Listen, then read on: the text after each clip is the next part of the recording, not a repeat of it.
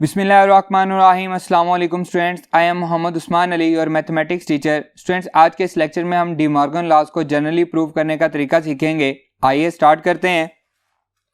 जी students, यहाँ पे मैंने कुछ सेट लिखे हुए हैं। यूनिवर्सल सेट है, ए सेट, बी सेट, ए और बी ओवरलैपिंग है और ए और बी दोनों के दोनों क्या हैं, सबसेट हैं यूनिवर्सल सेट के।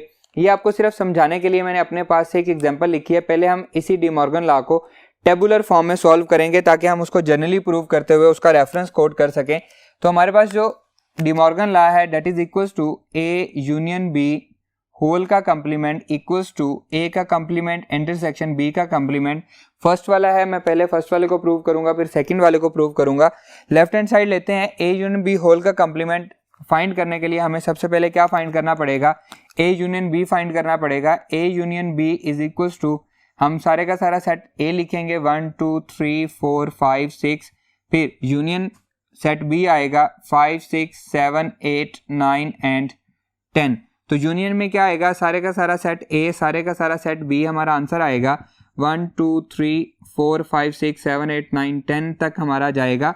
5 और 6 दोनों में है तो रिपीट नहीं होंगे बल्कि एक दफ़ा ही लिखे जाएंगे। इसी तरह से अब हम u माइनस ए फाइंड करेंगे, ए यूनियन बी फाइंड करेंगे तो वो हमारे पास इसका कंप्लीमेंट हो जाएगा। A union B whole complement is equals to universal minus A union B. अब यूनिवर्सल क्या है वो हमें गिवन दिया गया है 1 2 3 अप टू सोन 13 तक, फिर minus A union B 1 2 3 4 up to so on 1 2 3 4 up to so on कहाँ तक जा रहा है, 10 तक जा रहा है। तो ए यूनियन बी होल का कंप्लीमेंट इज इक्वल्स टू किसके आ रहा है, 10 तक वाला सारा माइनस हो जाएगा क्योंकि नेगेटिव में हम क्या करते हैं, जो पहले वाला सेट बचता है उसके जो एलिमेंट हैं वो लिखते हैं। तो ये आ जाएगा 11 12 13, ये हमारे पास एलिमेंट आ जाएंगे। इसी तरह से अब हम राइट हैंड साइड फाइंड करेंगे तो ए का कंप्लीमेंट इंटरसेक्शन बी का कंप्लीमेंट फाइंड करने के लिए हमें पहले ए कंप्लीमेंट फाइंड करना है। A complement is equals to U minus A. Universal set क्या है 1 2 3 अप टू सोन कहाँ तक जा रहे हैं 13 तक, माइनस ए सेट हमारे पास गिवन दिया गया है 1 2 3 4 5 6।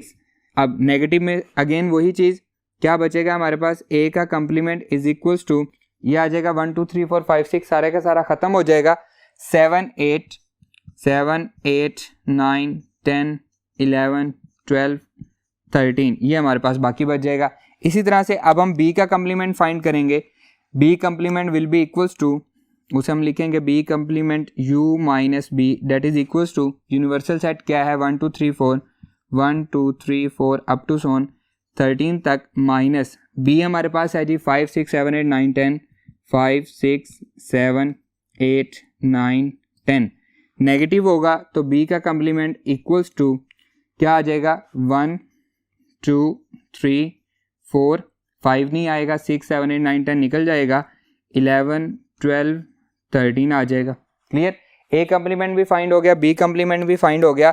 अब हम क्या करेंगे, इन दोनों का इंटरसेक्शन ले लेंगे तो ये आएगा A complement intersection B complement that is equals to, A complement है 7 8 9 10 11 12 13, इंटरसेक्शन बी कंप्लीमेंट क्या है 1 2 3 4 1 2 3 4 11 12 13। तो देखें स्टूडेंट, दोनों में कॉमन क्या है, ए का कंप्लीमेंट इंटरसेक्शन बी का कंप्लीमेंट, दोनों में कॉमन क्या आ रहा है, 11 12 13 कॉमन आ रहा है, 11 12 13। तो हम देख सकते हैं कि लेफ्ट हैंड साइड इक्वल है राइट हैंड साइड के। ठीक है, अब इसको हमने प्रूव इसलिए किया ताकि हम रेफरेंस कोट कर सकें। अब मैं इसी को जनरली प्रूव करता हूं। आइए स्टार्ट करते हैं। जी स्टूडेंट्स, हमारा यही डी मॉर्गन लॉ, हम इसको प्रूव करते हैं। A union B whole complement is equals to A complement intersection B complement, इसको हम जनरली प्रूव करने जा रहे हैं। स्टूडेंट देखें, मैं लेफ्ट हैंड साइड ले लेता हूं।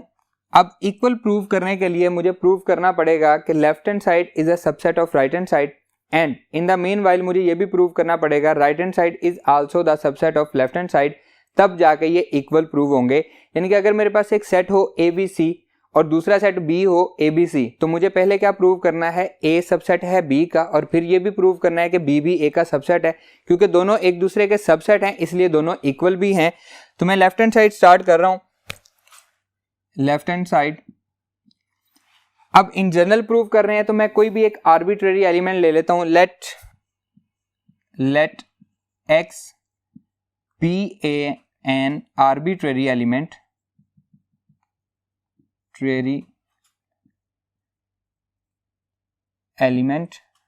which belongs to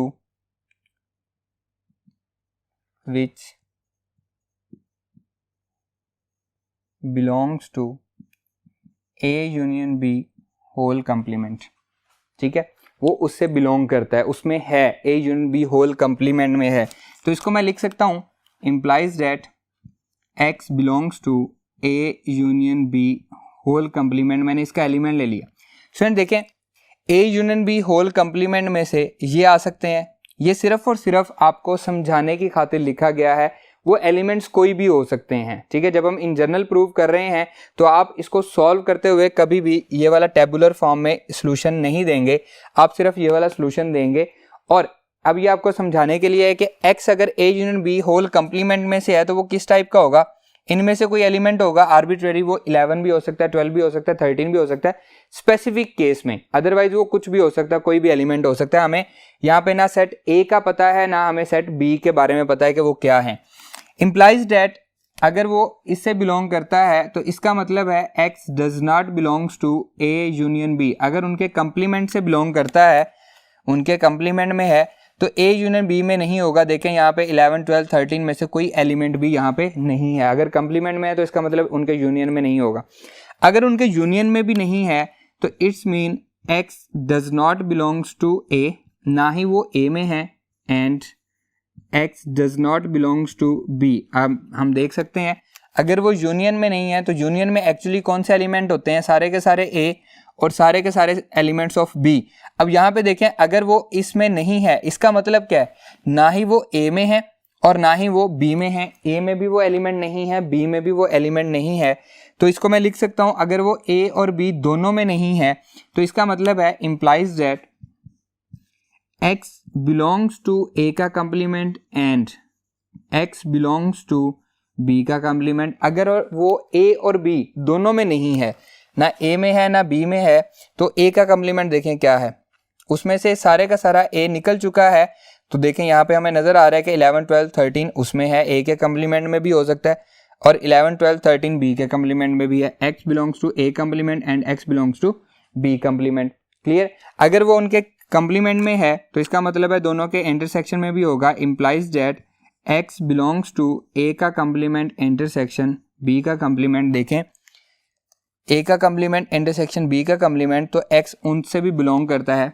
तो हम चले कहाँ से थे, x belongs to A union B whole complement. अगर उनके होल कंप्लीमेंट में है तो हम पहुंच चुके हैं x बिलोंग्स टू A का कंप्लीमेंट इंटरसेक्शन B का कंप्लीमेंट, राइट हैंड साइड पे पहुंच गए हैं। तो यहाँ पे हम इसको लिख सकते हैं इम्प्लाइज दैट, ये क्या प्रूव हो गया है कि A union B whole complement is a subset of A complement intersection B complement. ये इसका सबसेट बन गया है। ठीक है, इक्वल नहीं हुआ बल्कि क्या हो गया, सबसेट बन गया। अब हम ये बात भी प्रूव करेंगे कि ये वाला जो है ये भी इसका सबसेट है। इसे मैं कह देता हूँ कि ये हमारे पास एक्सप्रेशन जो है जो बना है ये हमारे पास नंबर 1 है, इसको मैं नंबर 1 कह देता हूँ। ठीक है, अब इसी तरह से मैं एक एलिमेंट लूंगा, कोई भी एक एलिमेंट है, लेट्स सपोज मैं एलिमेंट ले लेता हूं y an arbitrary element, let इसे हम लिखेंगे conversely let y is an arbitrary element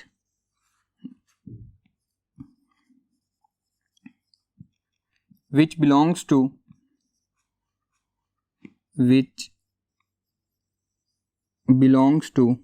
किससे बिलोंग करता है जी, A का कंप्लीमेंट इंटरसेक्शन B का कंप्लीमेंट, A का कंप्लीमेंट इंटरसेक्शन B का कंप्लीमेंट। तो इसे हम लिख सकते हैं इम्प्लाइज दैट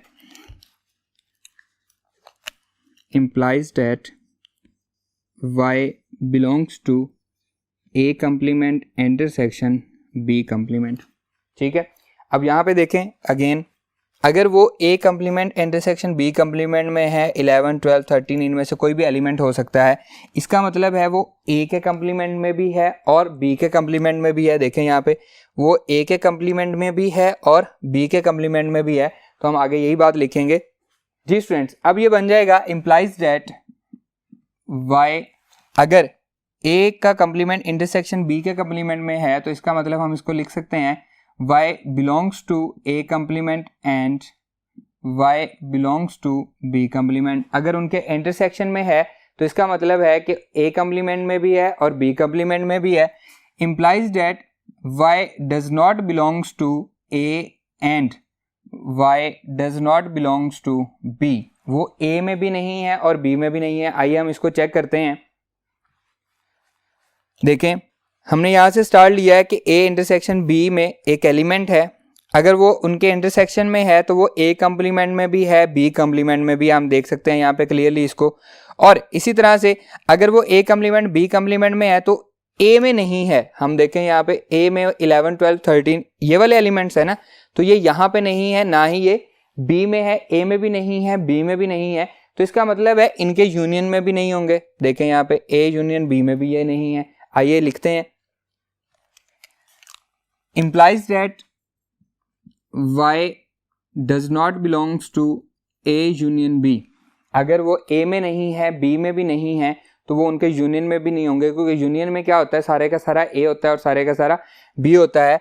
अगर वो यूनियन में नहीं है तो इसका मतलब है y किससे बिलोंग करते हैं, अगर वो यूनियन में नहीं है तो उसके कंप्लीमेंट से बिलोंग करते हैं, ऐसे ही है। अगर वो यूनियन में नहीं है तो वो इसके कंप्लीमेंट में है। आइए देखते हैं हम इसको।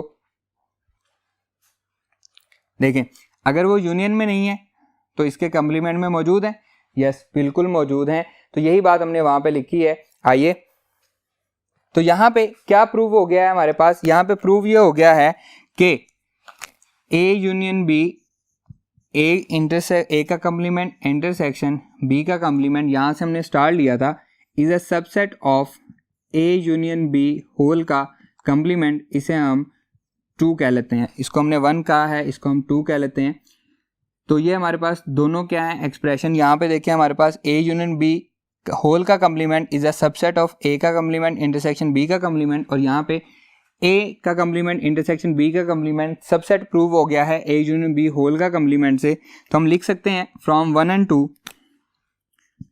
From 1 and 2 it is prove that A union B whole का complement is equals to A का कम्प्लीमेंट इंटरसेक्शन B का कम्प्लीमेंट। क्लियर है स्टूडेंट्स? आइए अब हम इसका सेकंड प्रूव करते हैं।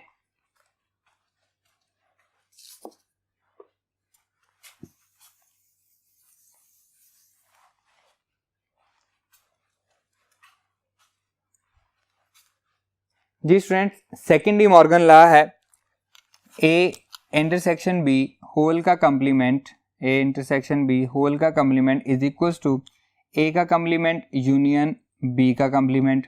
अब हम इसको प्रूव करेंगे सेम उसी तरह से हम लेफ्ट हैंड साइड प्रूव करेंगे। लेफ्ट हैंड साइड है A इंटरसेक्शन B होल का कम्प्लीमेंट, तो पहले हम A इंटरसेक्शन B फाइंड करेंगे। A में हमारे पास आ जाएगा 1 2 3 4 5 6, इसका इंटरसेक्शन ले रहे हैं B के साथ 5 6 7 8 9 10। इंटरसेक्शन का मतलब है जो दोनों में कॉमन आ रहे होते हैं हमने वो लिखने होते हैं। तो देखिए हमारे पास कॉमन क्या आ रहा है, सिर्फ 5 और 6 हमारे पास कॉमन आ रहा है, तो A इंटरसेक्शन B क्या आ गया, 5 6 आ गया। इसी तरह से अब हमने इसका कम्प्लीमेंट लेना है, तो इसको हम लिखेंगे universal set minus A intersection B whole का complement is equals to universal set minus A intersection B, जो हम फाइंड कर चुके हैं। यूनिवर्सल सेट क्या है, 1 2 3 अप टू 13 तक, माइनस ये आ जाएगा 5 6। जब हम इसमें से माइनस कर देंगे तो A इंटरसेक्शन B होल का कम्प्लीमेंट इक्वल्स टू सिर्फ 5 6 निकल जाएगा, 1 2 3 4 5 और 6 निकल गया, 7 8 9 10 11 12 एंड 13। क्लियर? ये हमारे पास A इंटरसेक्शन B होल का कम्प्लीमेंट आ जाएगा। अब हमने राइट हैंड साइड फाइंड करनी है, तो पहले A का कम्प्लीमेंट फाइंड करेंगे, फिर B का कम्प्लीमेंट फाइंड करेंगे, फिर दोनों का यूनियन ले लेंगे। तो सबसे पहले हम A कम्प्लीमेंट फाइंड करते हैं। A complement is equals to universal set minus A, universal set क्या है 1 2 3 अप टू सोन कहाँ तक जा रहा है 13 तक जा रहा है। इसी तरह से माइनस हो जाएगा ए हमारे पास है 1 2 3 4 5 6 1 2 3 4 5 6। अब जब माइनस होगा तो कॉमन वाले माइनस हो जाएंगे 6 तक ख़त्म हो गए 7 8 9 10 11 12 एंड 13 हमारे पास बाकी बच जाएगा। फर्स्ट वाले सेट में जो बच जाते हैं एलिमेंट हम वही वाला लिखते हैं। अब हम क्या फाइंड करेंगे, हम बी का कम्प्लीमेंट फाइंड करेंगे। B complement that is equals to universal set minus B equals to 1 2 3 up to सोन। यूनिवर्सल सेट है 13 तक माइनस सेट बी है 5 6 7 8 9 10। अब जब हम इसको माइनस करेंगे तो 5 6 7 8 9 10 जो कॉमन वाले हैं वो माइनस हो जाएंगे। तो b का complement will be equals to 1 2 3 4 फिर 5 6 7 8 9 10 निकल गया 11 12 13 ये बच जाएंगे। क्लियर। अब हमने दोनों का क्या लेना है, यूनियन लेना है। तो that will be equals to a का कम्प्लीमेंट यूनियन b का कम्प्लीमेंट। a का कम्प्लीमेंट क्या है 7 8 9 अप टू सोन 13 तक यूनियन। b का कम्प्लीमेंट है 1 2 3 4 11 12 13। अब कम्प्लीमेंट में क्या यूनियन में क्या होता है, सारे का सारा सेट a और सारे का सारा सेट b आता है। तो a का कम्प्लीमेंट यूनियन b का complement will be equals to 1 2 3 4 1 2 3 4 5 और 6 मिसिंग है 7 8 9 10 11 12 13 यहाँ तक आ जाएगा।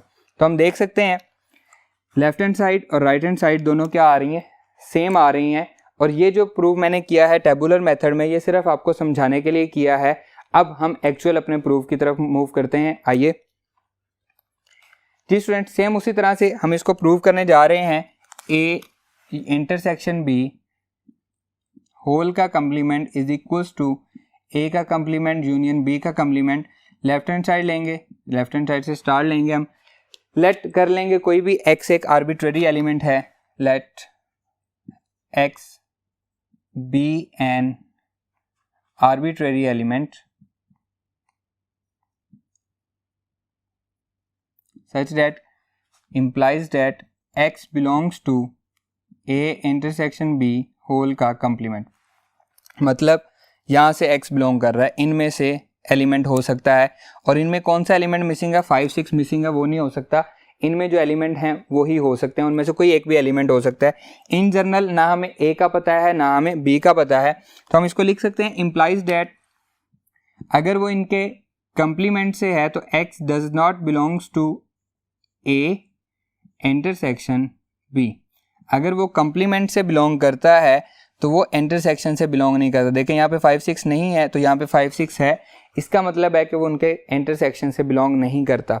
इम्प्लाइज दैट अगर वो इंटरसेक्शन से बिलोंग नहीं करता, implies that x does not belongs to a, intersection से बिलोंग नहीं कर रहा तो ना ही वो a में है और ना ही वो b में है, और x does not belongs to b। ये बात समझने वाली है कि हमने यहाँ पे और का सिंबल क्यों यूज़ किया है।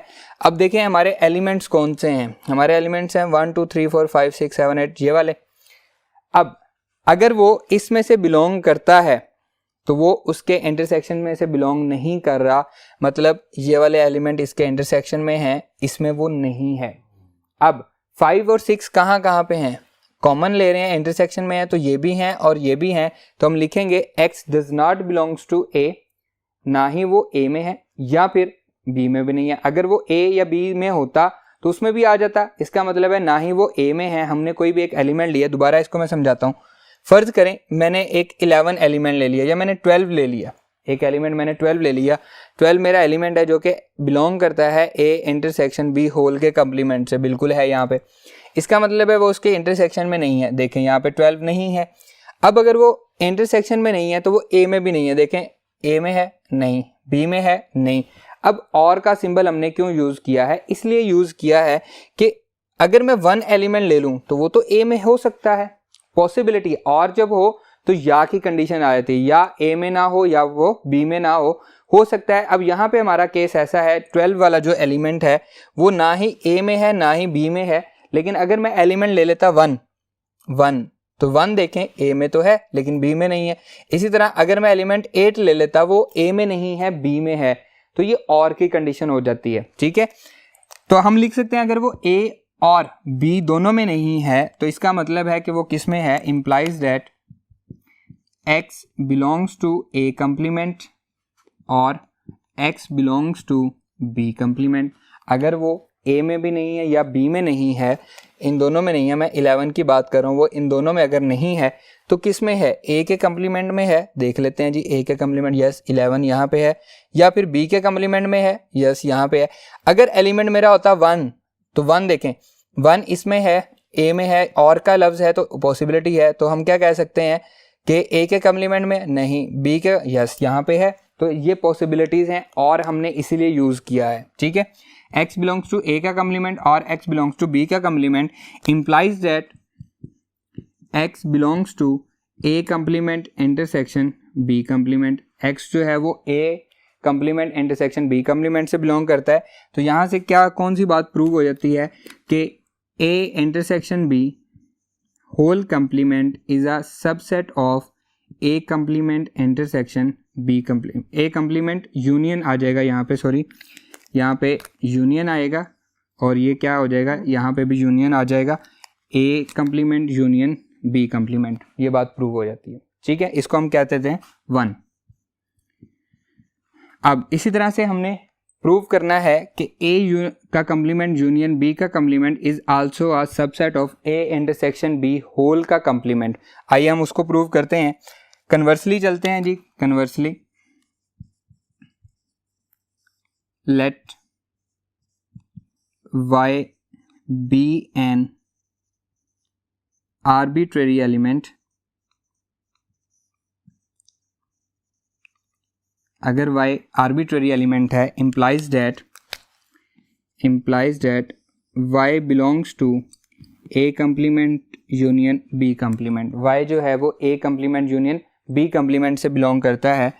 implies that अगर वो इनके यूनियन में है, देखें a complement union b complement, इनमें से कोई एलिमेंट है, implies that, तो वो क्या होगा, y belongs to a complement और y belongs to b complement. Same इसी तरह से हम इसको ऊपर लेते जाएंगे, जैसे कि मैंने आपको पहले भी समझाया था। यहाँ पे देख सकते हैं अगर वो इसमें है तो या तो वो a कंप्लीमेंट में होगा या b कंप्लीमेंट में होगा। हम क्लियरली देख सकते हैं कि या तो अगर इस सारे में आ रहा है या तो वो इधर है या फिर इधर है। ठीक है, दोनों में नजर आ रहा है हमें, या तो a कंप्लीमेंट में है या फिर b कंप्लीमेंट में है।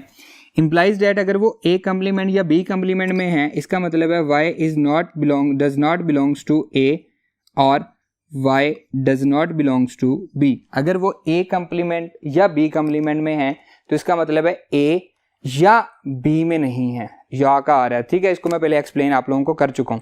अब अगर वो a या b में नहीं है तो दोनों के इंटरसेक्शन में भी नहीं होगा। आइए, अगर वो a या b में नहीं है तो implies that y does not belongs to a intersection b। देखें यहाँ पे मैंने क्या लिखा है, y does not belongs to a और y does not belongs to b। a या b में नहीं है तो उनके इंटरसेक्शन में भी नहीं होगा, y does not belongs to b। implies that अगर वो उनके इंटरसेक्शन में नहीं है, so y belongs to intersection में नहीं है तो किधर चला गया, वो उनके कंप्लीमेंट में चला गया। अगर वो उनके इंटरसेक्शन में नहीं है तो वो उनके कंप्लीमेंट में होगा। आइए हम इस चीज़ को जस्टिफाई करते हैं। जी स्टूडेंट्स, देखें हमने बात ये की है कि वो a में भी नहीं है और b में भी नहीं है, y जो है वो a में भी नहीं है b में भी नहीं है, इसका मतलब उनके इंटरसेक्शन में भी नहीं है। और का लफ्ज़ हमने यूज़ किया था, तो उनके इंटरसेक्शन में भी नहीं है तो मतलब उनके कंप्लीमेंट में होगा। ठीक है, हमने 11 सपोज किया था, देखें यहाँ पे इन दोनों में हमने कहा था नहीं है, फिर उनके इंटरसेक्शन में भी नहीं है लेकिन उसके a जो इंटरसेक्शन b है उसके कंप्लीमेंट में है। अब हमने यही बातें वहाँ पे लिखी हुई हैं, क्लियर है। आइए उसको कंक्लूड करते हैं। स्टूडेंट्स, यहाँ पे ये बात प्रूव हो गई है कि a का कंप्लीमेंट यूनियन b का complement is a subset of a intersection b whole complement, और इसे हम क्या कह देंगे, इसे हम 2 कह देंगे। ठीक है स्टूडेंट्स, अब देखें 1 और 2 दोनों एक दूसरे के सबसेट प्रूव हो गए हैं, तो हम लिखेंगे फ्रॉम 1 एंड 2 क्या बात प्रूव हो गई है, a intersection b whole complement is equals to A complement union B complement, second De Morgan law prove हो गया। इसी पैटर्न को सामने रखते हुए हम डिस्ट्रीब्यूटिव प्रॉपर्टी को प्रूव करते हैं। आइए,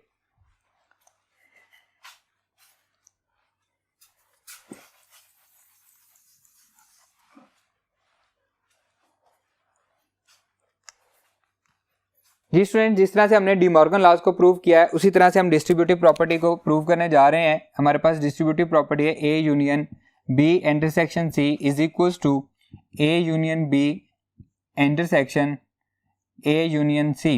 अब यहाँ पे आपको समझाने के लिए मैंने अपनी तरफ से 3 सेट लिए हुए हैं, ए बी और सी 3 सेट हैं। मैं पहले टेबुलर फॉर्म में इसको प्रूव करूंगा, फिर आपको जनरल प्रूव करवाऊंगा। देखें, लेफ्ट हैंड साइड अगर हमने फाइंड करनी है तो हमें सबसे पहले क्या फाइंड करना है, बी इंटरसेक्शन सी फाइंड करना है। बी इंटरसेक्शन सी, बी हमें गिवन दिया गया है 3 4 5 6 7 8 9 एंड इंटरसेक्शन सी हमें गिवन दिया गया है 5 6 7 8 9 10 11। और इंटरसेक्शन में क्या आता है, कॉमन वाले एलिमेंट्स आते हैं, तो हम लिखेंगे बी इंटरसेक्शन सी इज 5 6 7 8 9। ये हमारे पास इंटरसेक्शन में आ रहे हैं कॉमन वाले एलिमेंट। ठीक है, अब हमने इसका यूनियन लेना है ए के साथ, तो इसको हम लिखेंगे A union B intersection C. A हमें गिवन दिया गया है 1 2 3 4 5 6 एंड अब इसका इंटरसेक्शन आएगा, दैट इज किसके साथ जी, सॉरी यूनियन आएगा हमारे पास, ए का यूनियन आएगा बी इंटरसेक्शन सी से 5 6 7 8 9। जब हम यूनियन लेंगे सारे का सारा सेट ए, सारे का सारा सेट बी, लेकिन एलिमेंट्स रिपीट नहीं होते। 1 2 3 4 5 6 एलिमेंट्स रिपीट नहीं होंगे, 7 8 9 हमारे पास आंसर आ जाएगा। क्लियर है, ये हमारे पास लेफ्ट हैंड साइड फाइंड होगी। अब हम राइट हैंड साइड फाइंड करेंगे, A union B intersection A union C. तो पहले हम क्या फाइंड करेंगे, ए यूनियन बी हम फाइंड करेंगे। ए यूनियन बी, ए हमें गिवन दिया गया है 1 2 3 4 5 6 एंड यूनियन बी हमें गिवन दिया गया है 3 4 5 6 7 8 9। अब इन दोनों का यूनियन क्या आएगा जी, A union B, that will be equals to 1 2 3 4 5 6 7 8 9। सारे का सारा सेट ए, सारे का सारा सेट बी, लेकिन जो कॉमन वाले हैं वो नहीं आएंगे। इसी तरह से ए यूनियन सी हम फाइंड करेंगे। ए यूनियन सी, ए लिखेंगे 1 2 3 4 5 6 यूनियन सी क्या है जी 5 6 7 8 5 6 7 8 9 10 एंड 11। यूनियन में क्या होता है, सारे का सारा सेट ए बी दोनों आते हैं 4 5 6, फिर 5 और 6 कॉमन है 7 8 9 10 11। तो ये हमारे पास क्या फाइंड हो गया, ए यूनियन सी फाइंड हो गया। तो राइट हैंड साइड में क्या है, अब A union B intersection A union C है। अब हम वो फाइंड करेंगे, ये आ जाएगा A union B intersection A union C. A union B का आंसर क्या है, ये हमें गिवन दिया गया है 1 2 3 4 5 6 7 8 9, फिर इंटरसेक्शन आएगा 1 2 3 4 5 6 7 8 9 10 11। 1 2 3 4 5 6 7 8 9 10 एंड 11। स्टूडेंट्स आंसर क्या आएगा, इंटरसेक्शन है तो कॉमन वाला आएगा। कॉमन कहाँ तक है, 9 तक है, तो ये बनेगा 1 2 3 4 5 6 7 8 9। तो देखें लेफ्ट हैंड साइड क्या है 1 2 3 4 5 6 7 8 9, राइट हैंड साइड भी क्या है 1 2 3 4 5 6 7 8 9। ये हमने इसको टेबुलर प्रूव किया है सिर्फ और सिर्फ समझने के लिए अपनी तरफ से 3 सेट लेके। अब हम आते हैं अपने एक्चुअल प्रूफ पे। आइए स्टूडेंट, सेम उसी तरह से जैसे हमने प्रीवियस प्रूफ किया है हम लेट कर लेते हैं। हमने प्रूव ये करना है A union B intersection C is equals to A union B intersection A union C. ये हम डिस्ट्रीब्यूटिव प्रॉपर्टी प्रूव करने जा रहे हैं, distributive property of union over intersection को। लेफ्ट हैंड साइड लेंगे,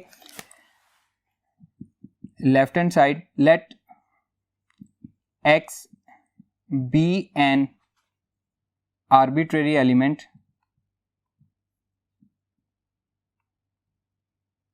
कोई भी एक आर्बिट्रेरी एलिमेंट है तो इसको हम लिख सकते हैं x belongs to left hand side से A union B intersection C। अगर वो A union B intersection C से बिलोंग करता है, इसका मतलब है वो A से और B इंटरसेक्शन C से बिलोंग करता है, तो इसको हम लिखेंगे x बिलोंग्स टू A और x belongs to B intersection C। इसको हम देख भी सकते हैं, यहाँ पे देखें। अब हम ले रहे हैं ये वाली सेट, x इससे बिलोंग करता है, इसमें से कोई भी एलिमेंट हो सकता है। वैसे यहाँ पे जब हम प्रूव करते हैं तो इन जनरल वो A और B हमें पता नहीं है कि कौन से सेट होते हैं और उनमें कौन से एलिमेंट्स होते हैं, लेकिन यहाँ पे क्योंकि हमने स्पेसिफाई किया हुआ है तो लेट्स सपोज यहाँ पे एक एलिमेंट है, मैं उसको 8 कह लेता हूँ, वो इससे बिलोंग करता है। ठीक है, इसका मतलब है 8 जो है वो या तो A से बिलोंग करेगा, A अब की तरह देखें A में 8 नहीं आ रहा, लेकिन या फिर वो B इंटरसेक्शन C से बिलोंग करेगा, इसमें आ रहा है, इसलिए मैंने दरमियान में कौन सा सिंबल लगाया है, और का सिंबल लगाया है। समझ आ गई। नेक्स्ट देखें, अगर वो A और B से बिलोंग करता है, इसका मतलब है if x belongs to A implies that if x belongs to A it must belong to A union B and A union C।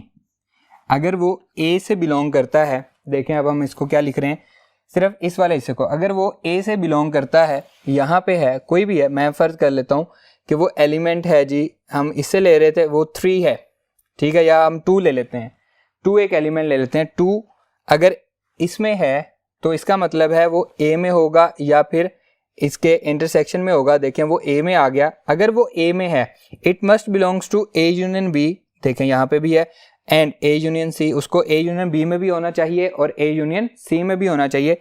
इसका मतलब है कि X बिलोंग करता है, इसको मैं लिख सकता हूँ implies that X belongs to A union B, अगर दोनों में है तो उनके इंटरसेक्शन में भी होगा A यूनियन C। अगर वो A यूनियन B में भी है और A यूनियन C में भी है तो वो दोनों के इंटरसेक्शन में भी होगा। क्लियर है।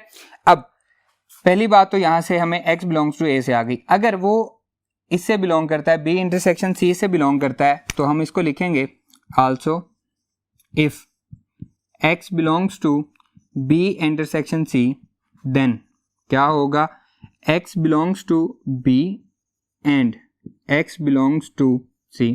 अगर वो B इंटरसेक्शन C से बिलोंग करता है तो वो B से भी बिलोंग करेगा और C से भी बिलोंग करेगा। देखें हमने पहले एलिमेंट लिया था 7, अगर 7 इसमें है तो या तो A में होगा या B में होगा, तो देखें यहाँ पे सॉरी B इंटरसेक्शन C में होगा, तो देखें यहाँ पे है, अगर वो B इंटरसेक्शन C में है तो इसका मतलब है वो B में भी होगा और C में भी होगा, 7 दोनों में है, तो यही बात मैंने यहाँ पे लिखी है, अगर वो B इंटरसेक्शन C में है देन B में भी होगा और C में भी होगा। तो इसका मतलब है हम लिख सकते हैं कि X belongs to A union B implies that X belongs to A union B and X belongs to A union C। अगर वो B में भी है और C में भी है तो इसका मतलब है वो A यूनियन B में भी है और A यूनियन C में भी है। implies that X belongs to A union B intersection A union C। अगर वो इन दोनों में है, B और C में है, इसका मतलब है B का यूनियन A के साथ लें और C का यूनियन A के साथ लें, तो दोनों में चला गया, A यूनियन B में भी और A यूनियन C में भी। यूनियन में सारे का सारा A होता है और सारे का सारा B होता है, इसी तरह A यूनियन C जब हम लेंगे तो सारे का सारा A आएगा और सारे का सारा C आएगा, तो उसमें चला जाएगा। इसका मतलब अगर इसमें भी है इसमें भी है तो इन दोनों के इंटरसेक्शन में आ गया। तो यहाँ से ये बात हमारे प्रूव हो गई कि X अगर A में हो तब भी इसमें आ रहा है और अगर B इंटरसेक्शन C में हो तब भी यहाँ पे आ रहा है। तो यहाँ पे हम लिख सकते हैं 10 A जो हमने स्टार लिया था union B intersection C is a subset of A union B intersection A union C। हमने एक साइड को सबसेट प्रूव कर दिया है, इसका लेफ्ट हैंड साइड सबसेट है राइट हैंड साइड का। अब इक्वल प्रूव करने के लिए हमें क्या करना पड़ेगा, हमें राइट हैंड साइड भी प्रूव करनी पड़ेगी कि वो लेफ्ट हैंड साइड का सबसेट है। तो आइए हम उसको प्रूव करते हैं जी स्टूडेंट्स। अब हम दूसरी साइड प्रूव करने लगे हैं। सपोज दैट कन्वर्सली हम करते हैं, conversely suppose that y be an arbitrary element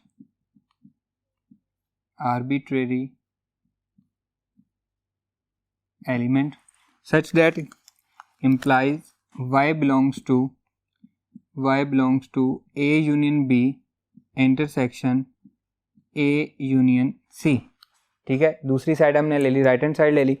अगर वो y A यूनियन B से बिलोंग करता है, इंटरसेक्शन A यूनियन C से बिलोंग करता है, तो यहाँ पे दो केसेस होंगे। हम लिख लेते हैं देयर आर टू केसेस। क्या क्या केसेस होंगे? अब A यूनियन B में है तो इसका मतलब है A में होगा B या B में होगा। ठीक है, यूनियन में आ रहा है, A में भी आ सकता है, B में भी आ सकता है। इसी तरह A यूनियन C में है तो A में भी आ सकता है, B में। मैं पहले A को कंसीडर करता हूँ। दो केसेस हैं कि y जो है वो A से बिलोंग करेगा या फिर y जो है वो A से बिलोंग नहीं करेगा। अगर A से बिलोंग कर रहा है तब भी वो A यूनियन B में आएगा। अगर वो A से बिलोंग नहीं कर रहा, इसका मतलब अंडरस्टूड हो जाएगा कि B से बिलोंग कर रहा है, तब भी वो A यूनियन B में आ जाएगा। इसी तरह A से बिलोंग कर रहा है तो A यूनियन C में आएगा, और अगर वो A से बिलोंग नहीं कर रहा है, इसका मतलब अंडरस्टूड बात है कि C से बिलोंग कर रहा है, तब भी वो A यूनियन C में आ जाएगा। तो इन फर्स्ट केस हम लिखेंगे यहाँ पे, इन फर्स्ट केस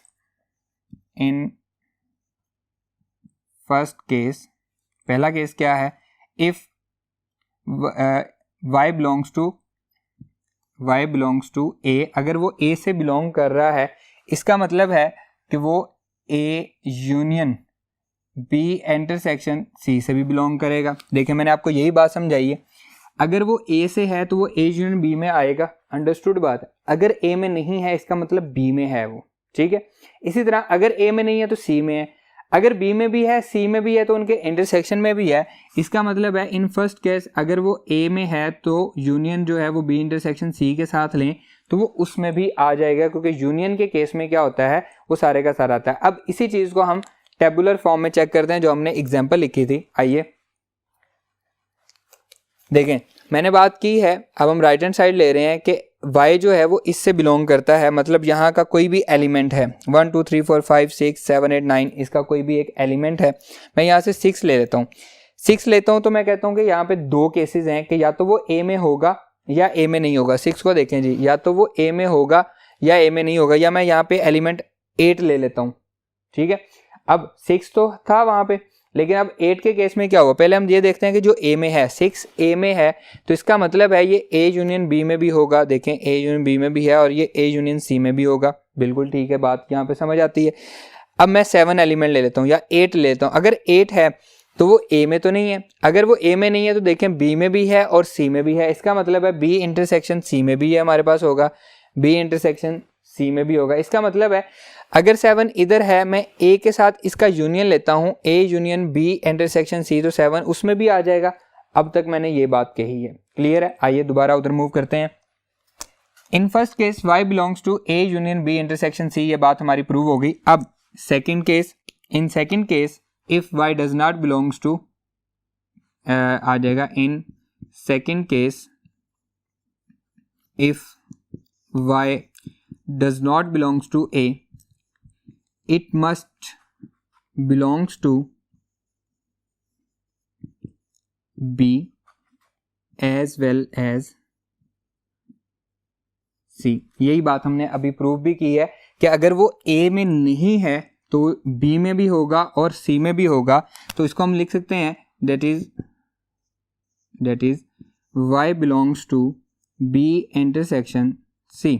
ठीक है, अब y जो है ये हमें पता है कि y जो है ये बिलोंग करता है A union B intersection C से। सिंस y जो है ये इनके A union B intersection C से भी बिलोंग करता है। सो इन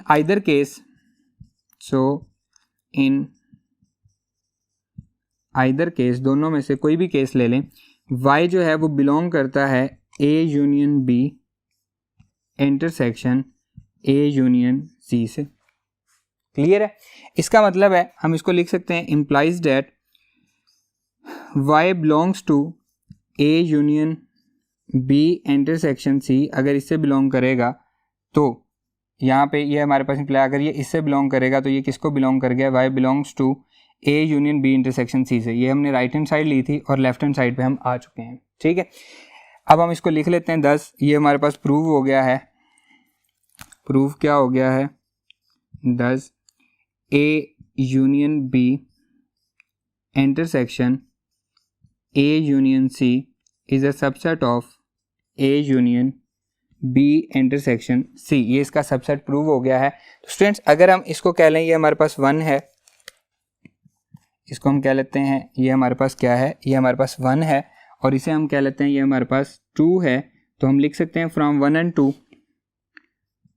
फ्रॉम 1 and 2 क्या प्रूव हो गया है जी? हमने जो स्टार्ट किया था डिस्ट्रीब्यूटिव प्रॉपर्टी कौन सी थी हमारे पास? ए यूनियन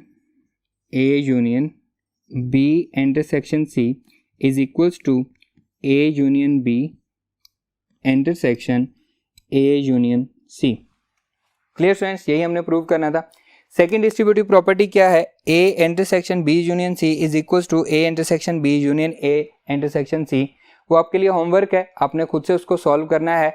आज का हमारा ये लेक्चर यहीं पे ख़त्म होता है। इंशाल्लाह नेक्स्ट लेक्चर में आपसे मुलाकात होगी। अल्लाह हाफिज़।